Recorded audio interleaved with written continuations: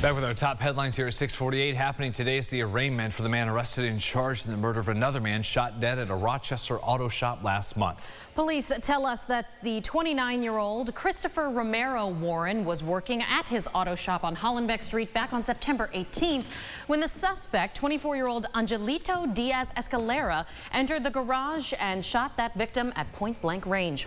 RPD says the two men did know each other, and this shooting was likely as a result of an ongoing dispute.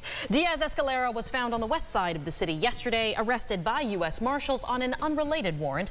He'll be due in court at 9:30. Also in front of the judge, the suspect charged in a deadly shooting in Lyons earlier this year. Investigators say they were first called to the home on Maple Street the morning of September 21st for a call for domestic violence, and then they found the victim, 40-year-old Sean Ron, dead. The accused shooter, 37-year-old Randolph Scott, is charged with murder and criminal possession of a weapon, currently being held without bail. The Ontario County Sheriff's Office needs your help to find this missing 15-year-old child last seen in Canandaigua.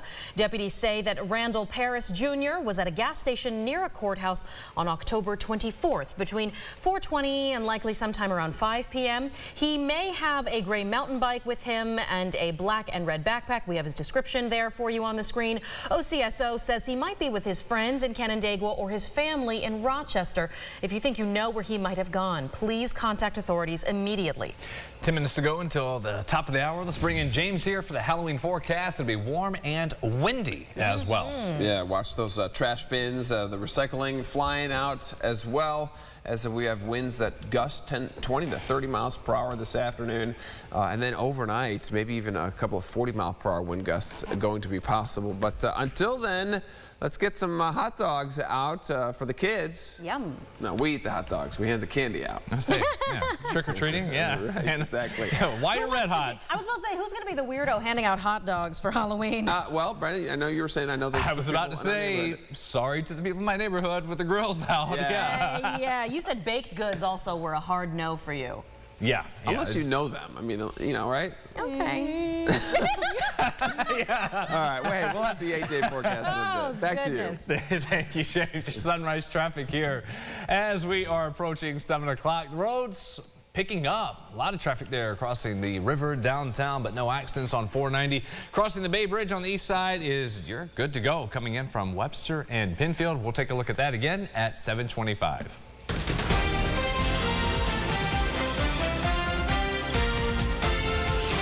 News 8, your local election headquarters. Former President Donald Trump climbed into a garbage truck before his rally last night in Wisconsin. That came, of course, after President Biden, at least according to the White House, called rhetoric at Trump's Madison Square Garden rally garbage.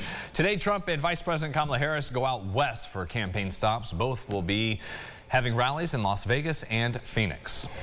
Keeping with that election season news, just a little more than 77,000 voters in Monroe County have already taken advantage of early voting. Huge turnout, and you've got big decisions to make. County clerk, one of those. That person responsible for the passport applications, running the DMV, hunting licenses, and gun permits. The current clerk, Democrat Jamie Romeo, started her term in 2020, 2 weeks before the pandemic.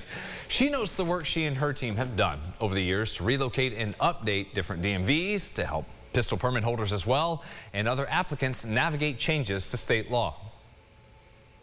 There's a lot of things we've done. We've stepped outside the role of just being in the background and being the paper pushers to really being much more interactive with our community. And I'm happy to say we've made investments to doing more while still returning $7 million to taxpayers. Meantime, the two candidates trying to replace Romeo, Republican Peter Vasquez and Ann Lewis with the County Integrity Party, criticized Romeo's leadership and proposed models to improve service.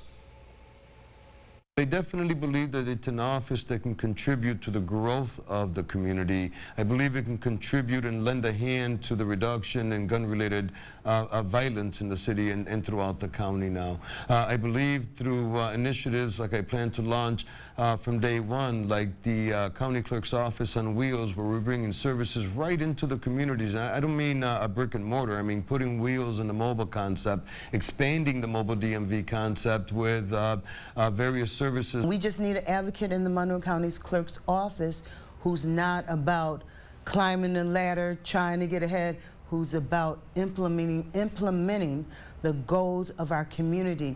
And our community is hurting.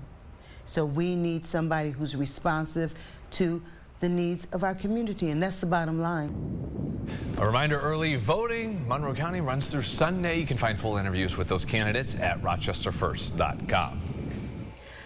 Well, here's some interesting news. If you're getting up this morning, do you toss and turn a lot in your sleep? In fact, if you're more than 40 years old, you might be susceptible to dementia due to that. There's a new study out on this. Aran Spitzer looked into it. Also heard from a local sleep expert. Aran.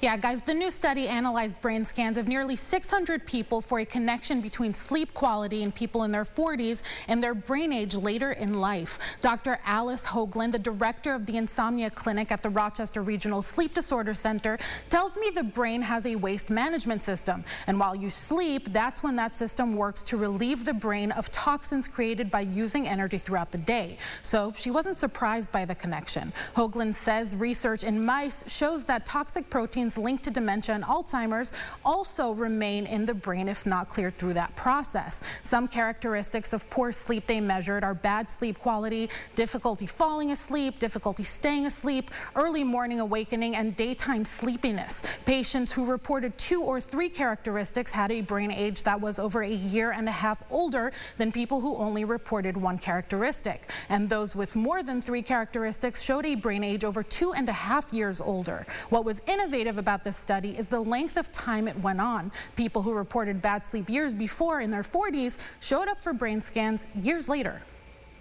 There are lots of ways that we sort of measure aging brains with imaging, but one of the most common is whether or not the white matter in the brain begins to sort of shrink up a little bit. And this is a normal age-related phenomenon that occurs with the brain. And though it wasn't directly reported on this, it's very clear that that's probably one of the signs that they see in people who are self-reporting. Hoagland says everyone is different, but typically you should be getting between 6 and 10 hours of sleep every night. Guys, back to you. 10 hours, please.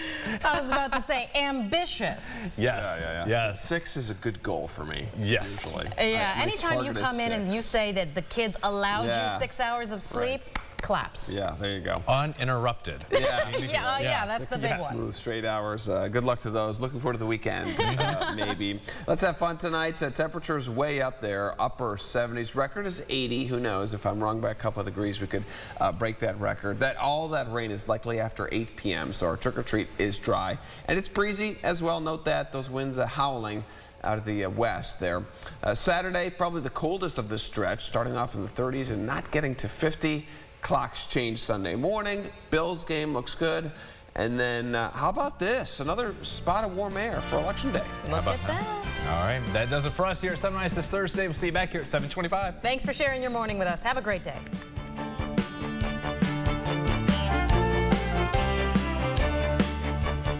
Follow News 8 wherever you are on RochesterFirst.com, Facebook, X, and on our app for news and weather.